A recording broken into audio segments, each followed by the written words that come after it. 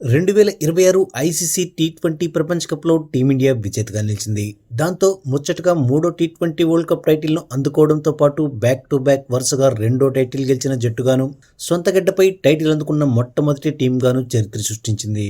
ఆదివారం అహ్మదాబాద్ వేదికగా జరిగిన ప్రతిష్టాత్మక ఫైనల్లో కలిసికట్టుగా రాణించిన టీమిండియా 96 పరుగుల తేడాతో న్యూజిలాండ్ను చిత్తుగా ఓడించింది.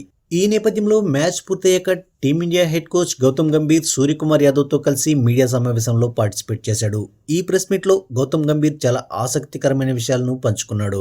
గంభీర్ మాట్లాడుతూ, మనం ఇంతకు ముందు వరకు ఎక్కువగా పర్సనల్ మైల్ స్టోన్స్ను అతిగా సెలబ్రేట్ చేసుకునేవాళ్ళం. కానీ నా దృష్టిలో పర్సనల్ మైల్ స్టోన్స్ ముఖ్యం కాదు, ఐసీసీ ట్రోఫీలు మాత్రమే ముఖ్యం.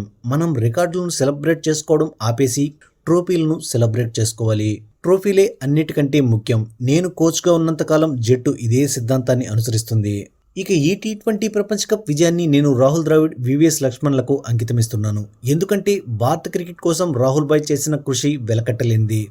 అలాగే నేషనల్ క్రికెట్ అకాడమీని లక్ష్మణ్ నడిపిస్తున్న తీరు వల్లే మనకు ఇలాంటి అద్భుతమైన యంగ్ ప్లేయర్స్ లభిస్తున్నారు.